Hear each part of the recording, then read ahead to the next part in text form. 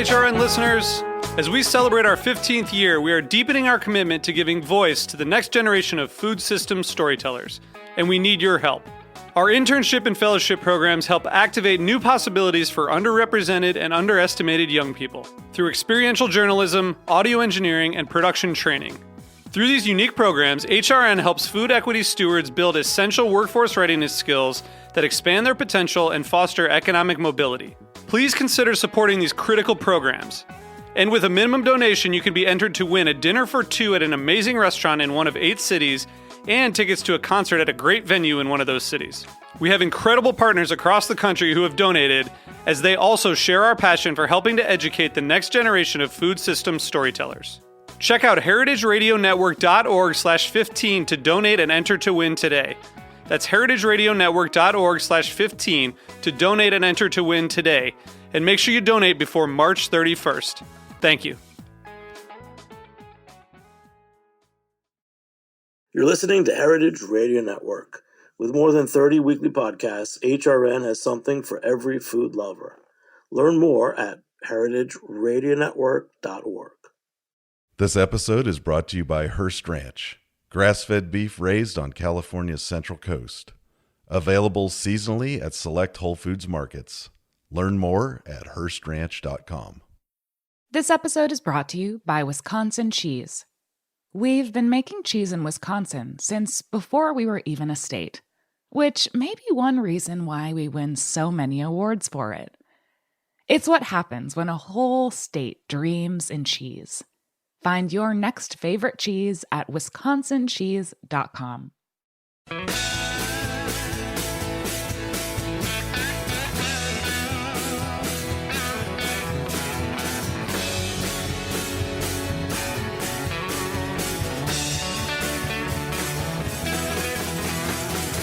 Hey, welcome to Beer Sessions Radio on Heritage Radio Network. It's another show in November 2023. We're in Copenhagen, Denmark. Today we're following the trail of John's Hot Dog Deli, the magical, street dogs that we're going to learn a lot about today and taste. And we'll also probably compare them with some beers and hot dogs and everything. So let's have our guests introduce ourselves. It's another special group of Copenhagen folk. Hi, I'm John. I got John's Hot Dog Deli here in Copenhagen. And make a fucking lot of good hot dogs. Make some different ones nobody else get. That's the way we do it. Good intro. And I'm Lasse. I am the hot dog judge. You can find me on Instagram. And I've traveled the whole world and eaten hot dogs everywhere, including in New York. And anywhere from New York to Taiwan to South Africa. And of course here in Copenhagen, where we got some of the best in the world. That's great. So a little backstory. Hold on. So you forget just to taste a little bit of it. He eat it all. It's not the hot dogs, it's the beer. No. So let's go back. So I met Lasse many years ago. He was in New York City. We had some friends from Denmark who were selling the Copenhagen street dog concept, the Posa, in New York. And I remember how cool that was. They had some competitions at Jimmy's Number 43 on the best toppings, and they were very good at marketing. I think that in the end they decided that it wasn't really quite the right place for Copenhagen street dogs. But that's been my intro, and because of that I met Lasse. Lasse, just a few words about Mr. John here. But then we're going to let John talk because this guy can talk. Absolutely. So back in the day on the Copenhagen hot dog scene, you could get only sort of the factory stuff. And then John came around and he was quite the maverick because he chose to actually serve something that he wanted to eat himself. So a focus on quality and not just doing the usual stuff. So I'm pretty sure that all the other hot dog vendors, they were like, he'll last a couple of months and then we'll have a good spot for another hot dog cart. But John is still here, and I'd say even a lot of them, they're not around anymore. Nope. So he's proven that quality goes a long way here. And I think one key, apart from the good quality, I also think that you have proven over and over again that a hot dog doesn't need to just be the classic Danish one. It can be a lot of different combinations that are extremely tasteful. And that's actually something we haven't had really in Copenhagen before. And I think that's, well, personally, I think that's a huge benefit to the hot dog scene here. Well, I travel all over the world and tasted so many good stuff. So when I get back and started my hot dog stand, I say, why not put that on a hot dog? I've been traveling a lot in Japan, in US. I've been living in England for 10 years.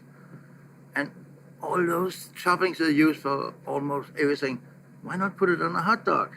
And people were screaming in the beginning. And all the companies say, oh, you will get bankrupt in a couple of months. Oh, fuck you. I don't give a shit what people are saying. I'll just do it the way I want to do it. Maybe it's not the right way. I can tell you, I feed a lot of rat out here. With all the stuff I tried to make, it didn't work out. The rat out here, they loved me. Yeah. Well, let's go back. So the idea of pølse in Copenhagen. I mean, in New York we have street dogs. They're boiled dogs. You don't think too much of them. But what are some of the street dogs around the world that you may be inspired by? John, you mentioned Chicago. Yeah. Lastly, you've been around the world. In Chicago, he was an amazing guy. I've been visited him a couple of times. Unfortunately, he's closed now. But Chicago dog is good. New York dogs is fucking boring. I have to agree. And I will... I'll not even give it to my worst enemy. You don't even give it to a homeless. But there are exceptions, because when Japa Dog was in New York, that was very good. And we still have Criff Dogs, which is actually sort of the same concept as what you're doing at hot dogs in Chicago. So the key is that the topping, that's number one? No, the top number one is get the good sausages. And don't take all the factory shit. You have to go to a butcher. Develop your own sausages. Because all the factories are only thinking about one thing, that's profit. They give you rubbish. I've been into a hot dog factory years ago, and I saw how they make it. There was a lot of ice, and they had ways of increasing the weight for very little cost. Yeah. It's the same here. Rubbish. Wasn't it Bismarck who said you shouldn't look into how sausages and politics are made, because it's very, very unpleasant to watch, but the result can be very positive. So, John, for you, early days. So you were a pastry chef. I'm a pastry chef, educated as a pastry chef, and I've been working as a chef for many years. But I got an accident with my back and couldn't continue as a pastry chef and a chef. So here in Copenhagen, we have an old tradition with hot dog stands. It's all over 100 years old. And from the beginning, it has been, so if people couldn't continue on the normally work, they get their pension, they couldn't apply for a hot dog stand as a supplement to the pension. So when I got a problem, I applied for a hot dog stand and get one. I said, well, now I want to change it because I want a place where I want to come and eat. And people was laughing at me in the beginning because I changed the bread, find a better bread instead of that rubbish, dry shit they have. And you can buy a sauce remoulade. The only thing that's in it is white carpet. It tastes like shit, to be honest. So I remember the sales guy coming down and saying, oh, you can do that, and you can put some of the water from the pickled cucumber in it, and then it's perfect. I said, oh, you're a fucking idiot. I'm gonna make my own. You know how? No, but I'll figure it out. And he said, you would go bankrupt. Now, he went bankrupt with his company. And then some from the remoulade, then how did you apply yourself to the sausages? I found a good butcher, and here in Denmark, we have a company called Steff Holberg. Up at them is their place. So I buy some of their sausages and develop my own. So I have always special hot dogs where you can get with the special sausages, and people say, "Oh yeah, of course you can do that." The company say you can do that because you will not sell anything, but they're fucking pissed about it now. They get that agreement with me. So what's different about your sausage? Well, first, what is the Posa sausage? It's just, is it a pork, a beef? They have pink ones and red ones and brown ones. We have the red ones as well. You know where the tradition from the red ones is? From Switzerland, Austria. From Austria, all the sausages they have left from the day over. The next day they color them red so people can see it was one day used. Because they didn't have refrigeration back in the day, so it was quite important that you knew that it wasn't a fresh product. Yeah. However, quickly it turned out that the red ones were actually more popular. So for a long time, red sausages, at least here in Copenhagen, were the only ones that you could actually get. But now they're not the most popular ones any So longer. what about the making them red? Why was that more popular?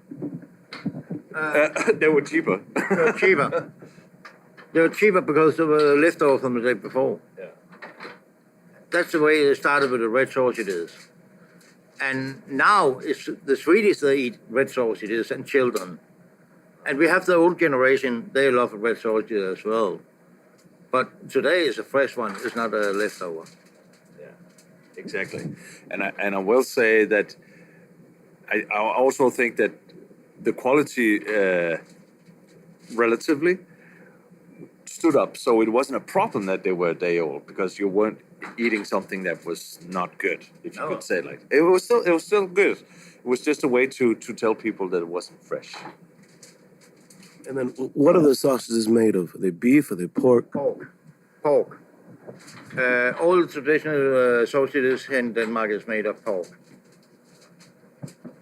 I mean, there's very little variety. I mean, most hot dog carts in Copenhagen will have a beef dog, but like in the US, it's very common to have turkey dogs. You really don't see that anywhere here. No, I'm glad we don't see that. They're not the most exquisitely tasting ones, I They think. can sell that in the US, in New York.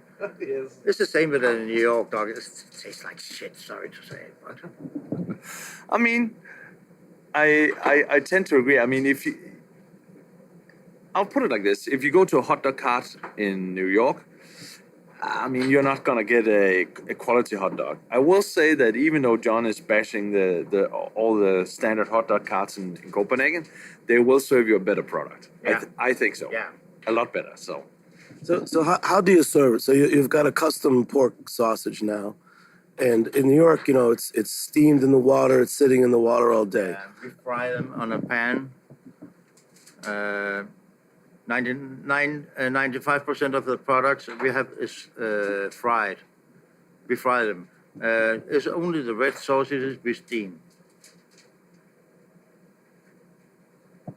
And like John said today, it's mostly kids and elderly people who are eating the red Swedes. and the Swedes visiting Copenhagen who are eating the red hot dogs. But it is the original traditional one, if you could put it like that. Yeah. No, it's not the original one. The red one is not the original one here in Copenhagen. I mean, Is the red one still the day old sausage? No. no. Let's go back to more food. So when you were a chef, you know, let's talk about your best hot dogs. So are you at one stand now? How do you operate? Because I'm here in this little kitchen, and what's this area that we're in? This is the meat packing area. This is an old butcher area. Unfortunately, there's no butchers left in here. But this facility was a horse butchery. There's a lot of horses in here, and horses taste actually pretty good. It was the meat of the 19th century, right? In France, you got every butcher has a horse head, and You can still buy horse. And horse meat is always tender. You will never get, it can't be too old. I have to agree. I don't think I've had a hot dog with horse meat. No. But I've had sushi in Tokyo with horse sashimi, and it was phenomenal. Yeah. Absolutely. You know, Leslie, you've traveled so much. Do you always end up wanting to come back to the Copenhagen street dogs, or have you found better street dogs in Copenhagen? And then we'll have you compare the best one to John's. So I'll say, on average, if you go to get a street dog, I do think that Copenhagen is one of the best places to be, because in a lot of other places it's a little bit of a hit and miss. But I will say that the Johns of the world, so everywhere you go, you'll find Mavericks like John who are actually doing something innovative and focusing more on delivering a quality product. And you can find those in a lot of places, whether it's Tokyo or New York or Chicago, Denmark, wherever. You'll find those Mavericks, and that's the ones that I usually go for when I'm out traveling.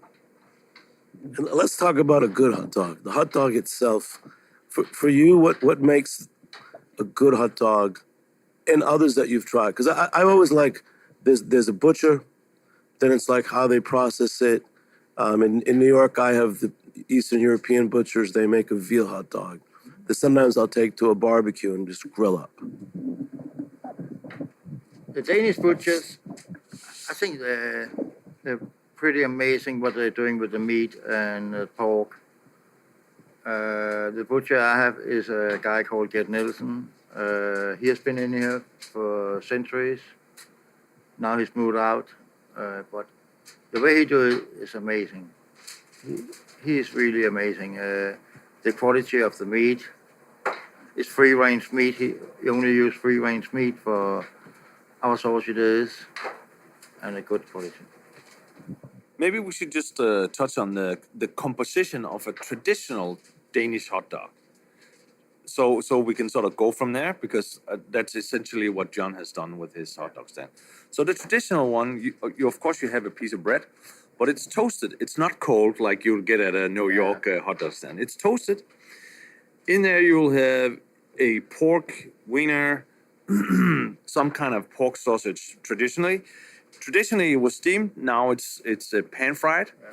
And as far as the topping goes, you'll have a somewhat pungent brown mustard. You'll have ketchup, and then you'll have remoulade sauce. And some Americans, they will recognize remoulade sauce as something you put on seafood, especially when you're in New Orleans and so on. But it's a different kind of remoulade sauce, so you can't really compare it to that. So if you're looking for a recipe, you have to find the right one, not the one that's for fish food. And then on top of that, you have diced fresh onions, you have crispy fried onions, and then you have pickled cucumber. And between all those tastes, you actually get sort of the perfect bite every time you bite into a hot dog, because you have sweet, sour, you have some umami and salty. I mean, and then you also, in terms of mouthfeel, you have the soft bread, you have the snap from the sausage when you bite into it, and you have some crispy sensation with the onions. I totally forget. You need chocolate milk to it. Yeah, exactly. I mean, I think like you get champagne with oysters everywhere. If you're eating a hot dog in Copenhagen, you need a chocolate milk. Yeah. I mean, that's a standard thing. But really, it is the perfect bite that's sort of been designed. And of course, the idea, my impression of John is he thought, okay, we have a basic concept here. Now, how can we elevate the quality of each ingredient? And to me, that's what you've done successfully, John. I'm trying to do my best and try. Every time I went to many restaurants, I go about 2 or 3 times a week out to eat, and I see some new elements on the plate. I say, well, I can use that on a hot dog. And if I don't know how to make it, I ask a chef and say, hey, how do you make that? I'm going to use it for my hot dog. Oh, yeah, cool. I have no problems to get recipe from all the restaurants all over the world. I've been to Noma to serve night food to the staff. I've been to Alchemist to serve. And if I ask for a recipe, I will get it, no problem. So you're open to sharing. Yeah. And if people ask for my recipes, how I make my stuff, of course you can get it. I was with I'm always shy, you better well begin. Mikkel Friesholm yesterday, the chocolate maker. He said the same thing. He says, we share, and he says, go ahead, you try to make it. Most people will take shortcuts. Yeah. And it's the same people say, oh, and now I can make all your toppings and open my own hot dog stand. Yeah, but you'll never get the same result as I do because you don't put your heart in it. So let's talk about maybe the top five hot dog toppings that you've done, the unusual ones, different inspirations, and Lasse will join in. But start with a couple. Like, so when you went to Noma, what did you serve them? I made one with kimchi, and I made a lot of grainy mustard. I made with wasabi, sauce espelette. I made a lot of beer mustard. Use a lot of Mikkel beer. Mikkel is a good friend of mine.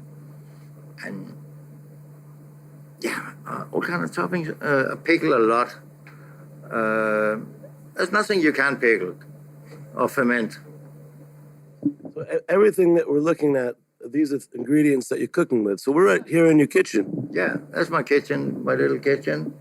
And out in the back we have all the fermenting stuff, all the chili fermenting. We get all the chilies from and fermented for at least 3 months, and then slow juice it and make our own hot sauce. And when did you start making this? So it's Copenhagen Hot Sauce and Mustard Company. Oh, it was many years ago. The reason I started making it because I was in the U.S. to make a hot dog for a brewery called Tree Floyd, and I want some hot sauce with me back home. I bought 52 hot sauces in the U.S. I kicked 45 of them out at the hotel. It tastes disgusting. There's only fucking vinegar in it. There's no fucking taste. So I say, well, I can do that better. So I get back home and start to experiment with it. Read a lot about it. So now I got my own series of hot sauce. It's classic John, this. And when he applies it, the result will be good. And I mean, some of the collaborations that you've done with hot sauce, Yeah. I mean, they don't translate outside of Denmark, but you've taken some very popular cult brands and done some hot sauce stuff.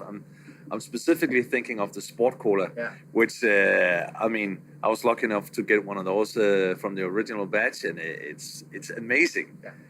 I mean, also because it's not just vinegar. You can get a lot of different notes in the taste and so on. And so it makes it interesting. I don't put that much vinegar in it. No. The U.S. they put too much vinegar in it.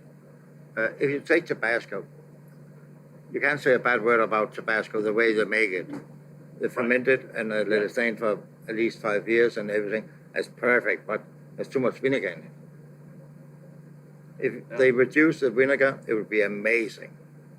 So, John, what is the good way to make your hot sauce? What are the processes? I start to get all the fresh chilies. I got it from Netherlands. I have a greenhouse, a good company. They grow all the best chili we can get here. And when I get it fresh home, we mince it with a little bit of salt, garlic, and a little bit of sugar, and let it stand out there for 3 months to ferment, at least 3 months. Some of it we ferment for almost 2 years.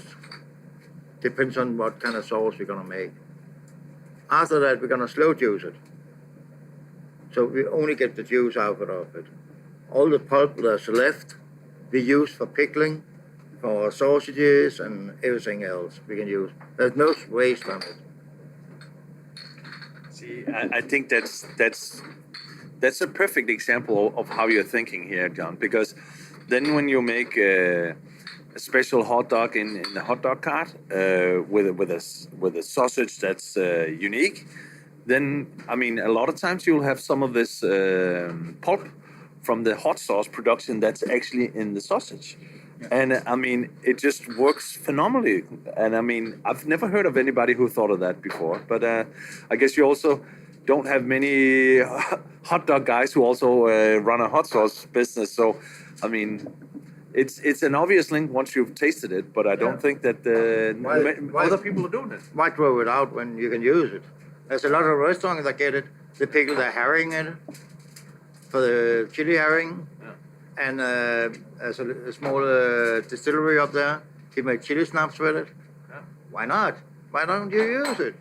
Exactly. Wait, so, gentlemen, so after you fermented the chilies, you're saying you slow drip, so you kind of put them in a strainer? Slow juice it. And then we add vinegar to it and a little bit Santacom so it don't split. What's a slow juice?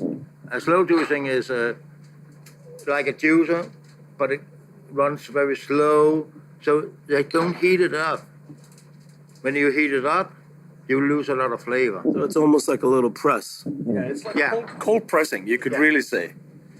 So I mean, you're used to like oils, like olive oils and so on. If it's cold press, it's a slower process and it's a better tasting product, right? So that's really what you're doing here. Cheers. You want to taste? We're going to taste. Let's bring it out and we'll taste it. We'll keep talking. I'll tell you what, we'll take a short break. We're going to be back in a few minutes on Beer Sessions Radio. All right.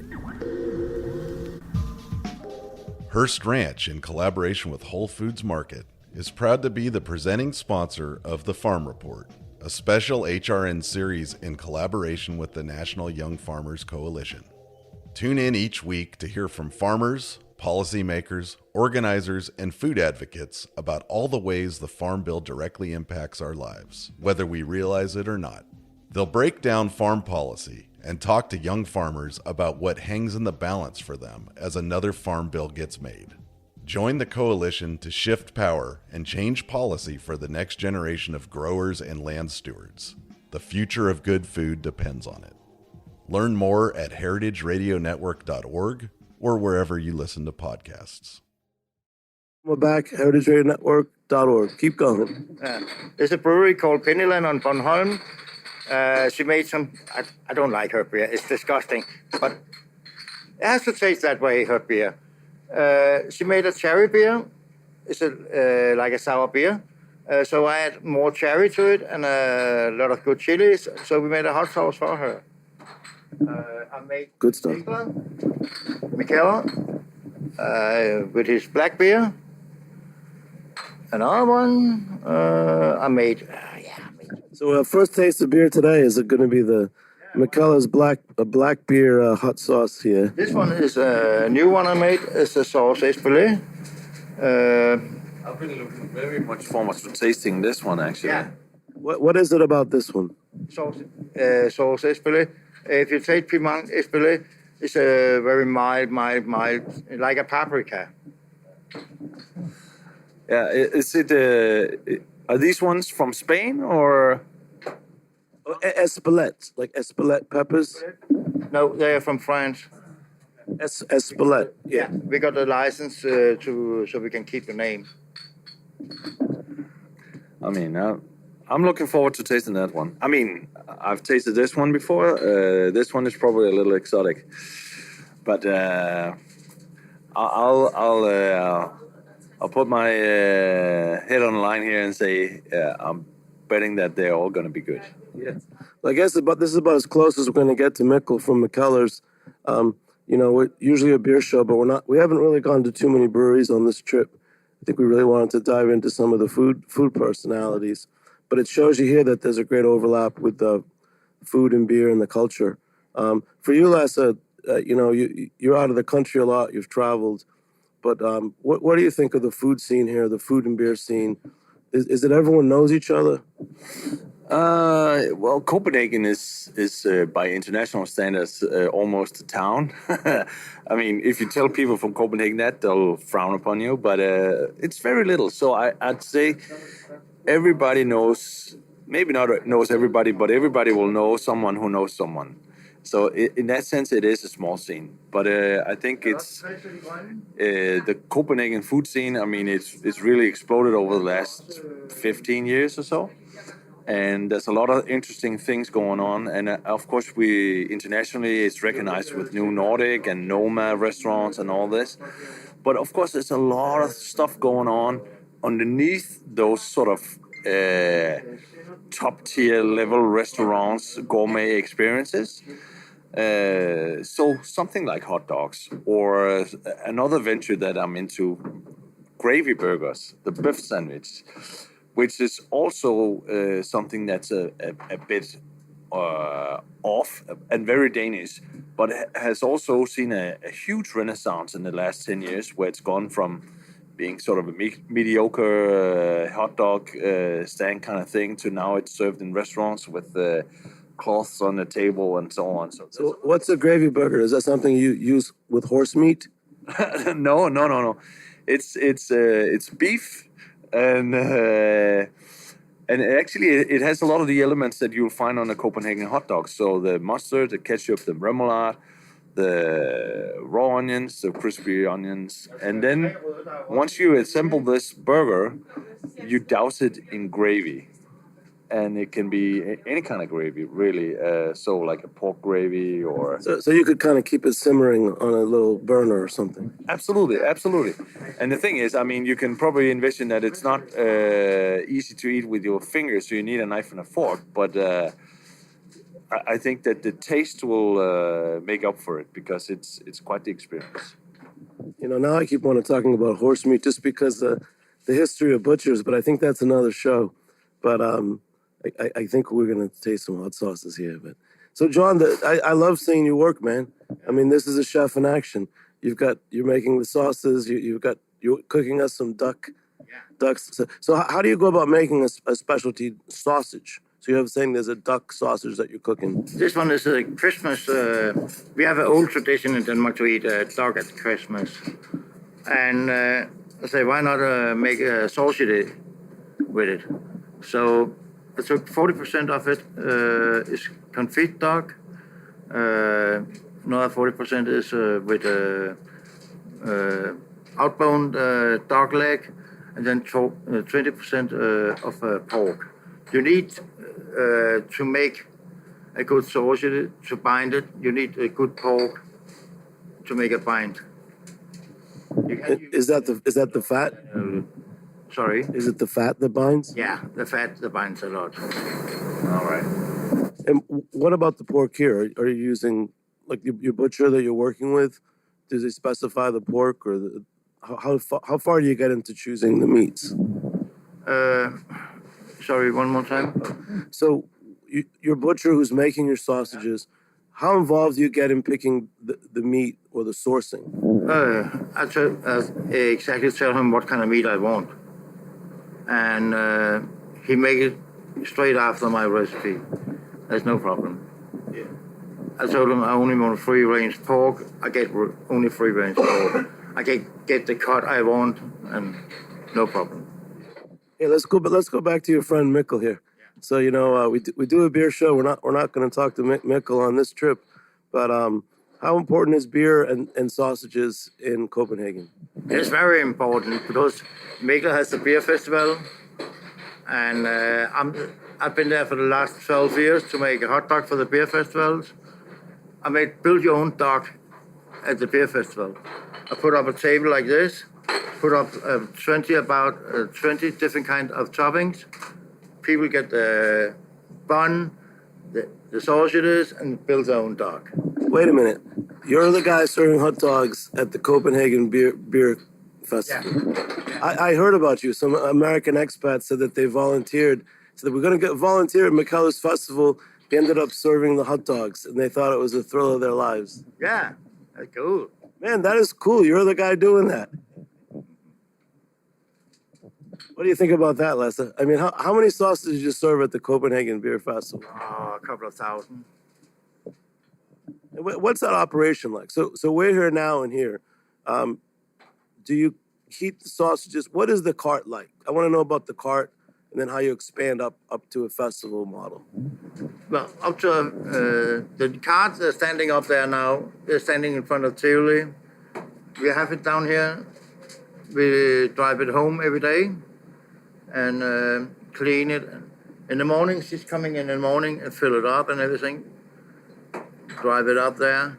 And for the festival, it's different. Totally different setup. We have a big tent we set up, and we have the gas heater. We need a lot more up there for the festival than we do in the cart. But so what are you heating with? Are there burners? Are there grills? It's a burners, gas burners. Yeah, but I think it's griddles. You're pan frying the sausages on griddles, so gas-fired griddles. Yeah, and I mean, it works wonders. I mean, I've tried the hot dogs where you pick your own 20 different condiments kind of thing that John made, and I will say there's a huge problem with that, and it's very hard to choose what not to put on the dog. Because it's the selection is amazing. Now, if I said I just want mustard, does that single me out? That's okay. But it's okay for me. If you just want mustard and you just do mustard.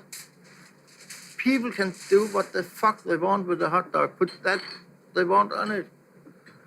I'm so fucking tired of the rest of the hot dog cart out here in Copenhagen. Oh, you need to take ketchup, you need to take mustard. No, you don't. If you don't want it, don't take it. Put everything on it. If you want cornflakes on it, put cornflakes on it. I don't give a shit. What's going to go on your holiday duck sausage? Today, we have a mustard, homemade mustard, with horseradish and apple, and pickled red carpet, and sauce marmalade, and a little bit potato chips on the top. Wow, man, this is cool.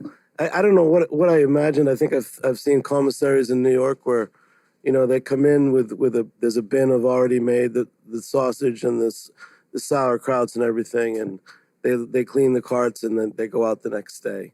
You never think. So sometimes you see some innovative. Usually it's immigrants. They've got maybe a little grill and they're cooking kebabs as well. But and then some people do a fat sausage in New York. But and then there's the all beef. New York has a lot of kosher beef sausages. Beef sausages can be amazing, but it's not a tradition here in Denmark. I have a cheese dog. Made of cheese sausages with 2 different types of cheese, pork, and a little bit veal in it. But I have no regular beef sausages. Yeah, it's not, and there's not the demand here. I mean, Denmark is built on pork. So, I mean, I think there's 6 million people and 25 million pigs. So some would argue 30 million swine in Denmark, but and the pig population keeps growing, doesn't it? Yeah, it does. I mean, and almost all traditional dishes in Denmark, it's pork. It's pork, so it's just embedded in our culture. So I mean, it's not like we don't like beef sausages or anything other combinations. It's just so ingrained in our culture that it has to be pork. So a guy like you, Lasse, when we're going to sit here with John, how many of these hot dogs are you going to eat before you're not hungry? I mean, no. Well, I'm not the small. No. I'm not the smallest guy. Let's just put it like that. But I'll actually only eat a couple. To be honest, you've never been hungry so bad. I remember once, actually. Yeah. I remember last time I had to lock my fridge.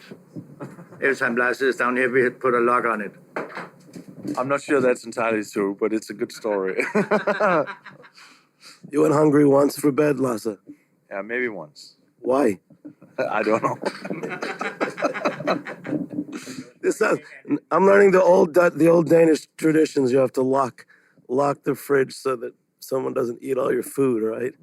So when you grew up, John, like this hot dog thing, I freaking love it. I had a poster the other day in front of.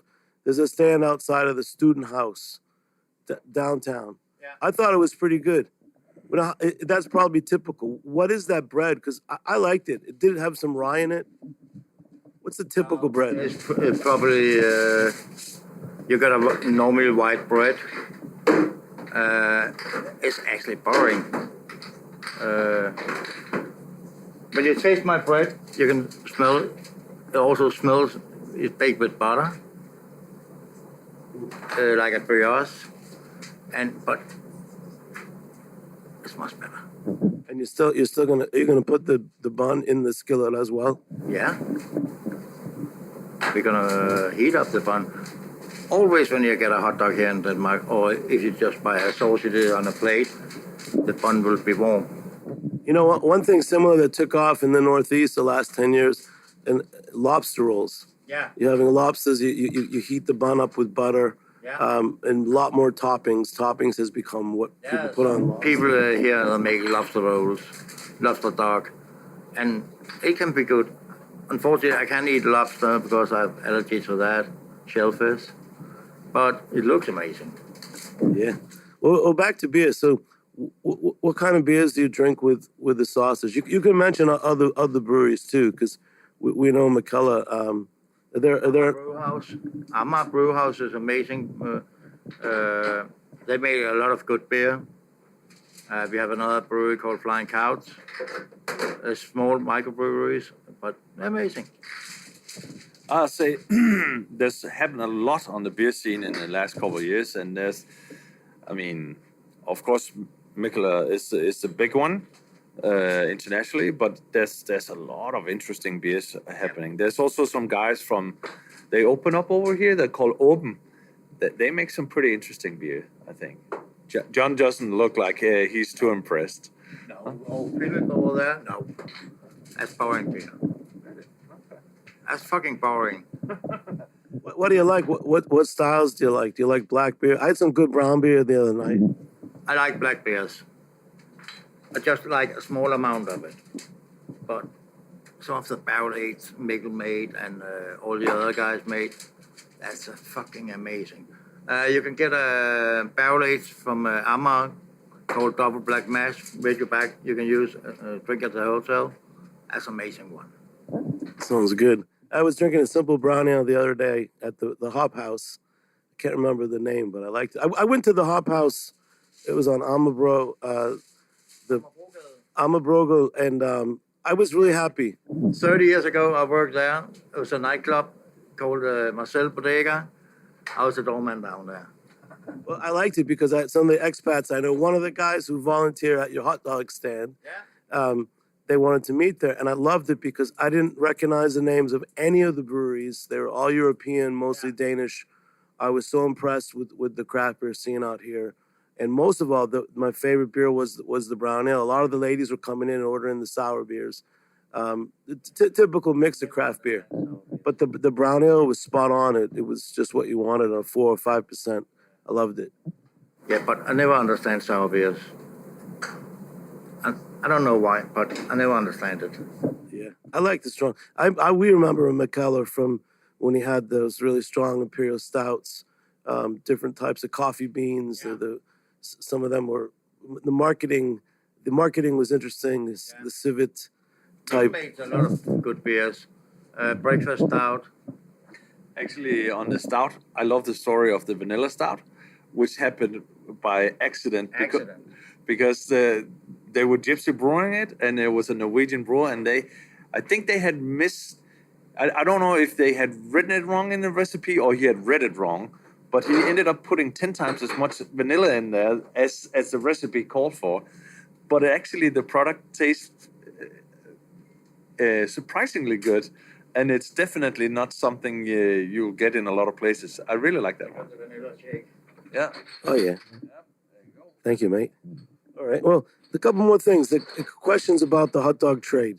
So you've made a name for yourself, but by being a chef, you know, you're doing what a chef would do.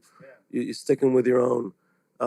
Some tricks that others can learn from you. What are the things that you've done that you consider unusual? Perhaps keep talking. I want you to talk more, John. Tell me some stories about this. When I started, all the hot dog stands here in Copenhagen was so boring. And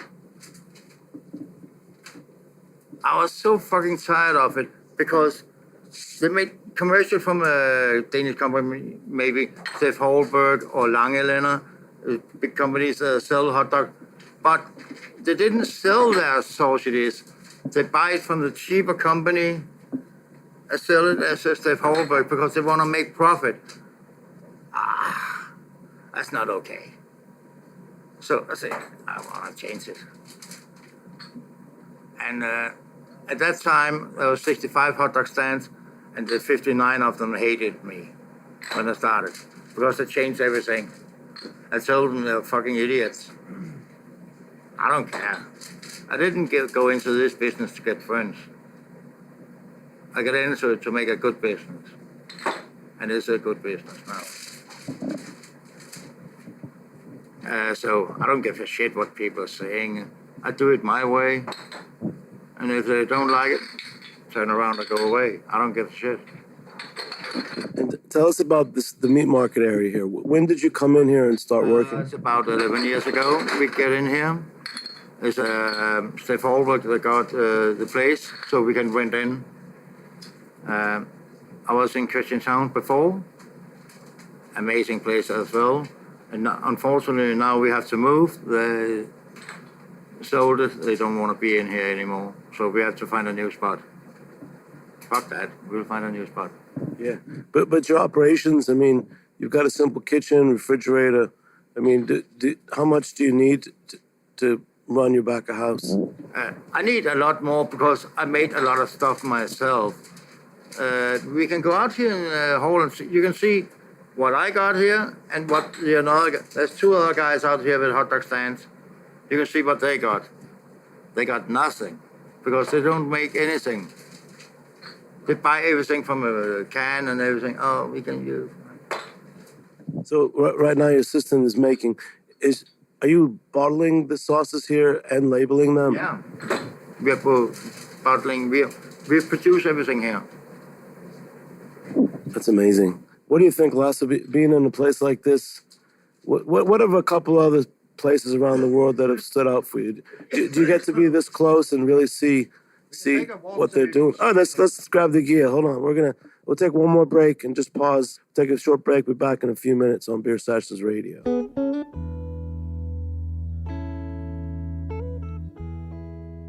This episode is brought to you by Wisconsin Cheese. There's a reason when you think of Wisconsin, you think cheese. Cheese is a huge part of Wisconsin's history and future. In Wisconsin, the state of cheese, the tradition of cheese-making excellence began 180 years ago, before Wisconsin was recognized as a state.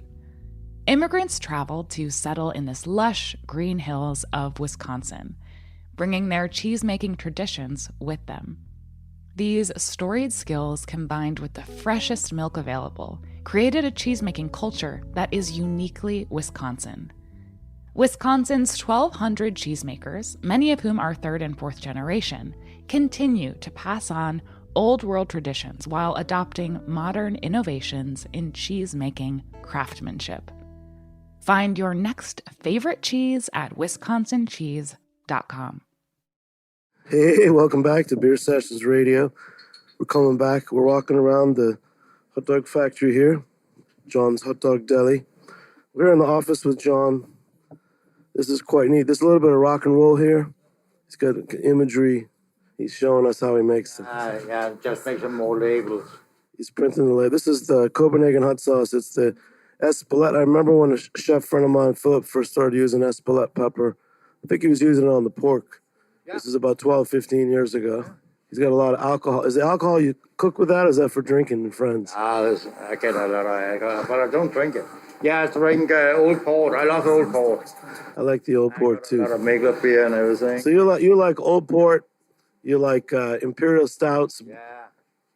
you like good concentrated flavors. You probably drink less. You like sour beer? I like sour beer a little bit. But we'll try some beers. We'll take them. No, you can take this one with you. You can't get that back home. Thanks, man. Oh, Cantillon. Wow. He's got Cantillon. He's got. It's Mikkel's brother, Jeppe. I know yet. We know Jeppe, evil twin. Yeah. Twin. He made that blueberry. Wow. An evil twin Cantillon. Nice. Very nice. This is like the after show, but we're going to just keep on until we run out of battery here. You know, I'm looking around the room. He's printing. I just love this place, man. He's printing out the labels. They're making hot sauces. They're making hot dogs. Lasse, for you. Yeah. You know, tell me about a couple other spots around the world where you've eaten hot dogs. I'll go to LA and to Wurstküche, or Wurstküche, as I think most Americans think it's pronounced, where they have a sausage concept, which I think is phenomenal, and that is predator and prey.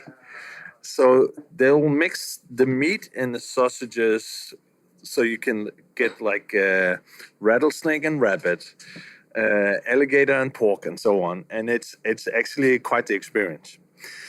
So that's one place. But is it because of the food or is it the concept? Oh, so I think the audience will like this because it's actually made like a beer hall, but it also serves phenomenal hot dogs. So it's a perfect combination. And Do you taste the difference if it's pork or pork and rattlesnake? Can you actually taste the difference? Absolutely. I mean, I'm not a rattlesnake expert, but it doesn't taste like the standard stuff. So yeah, it's good. I'd recommend that. All right, now we're going into there's the coolers here. This is where all the chili is standing and fermenting. The meat grinder we have for the chili. I think I'm gonna sign off because I'm gonna take pictures now. But John, one more time we'll say thanks so much for joining me on Heritage Radio Network.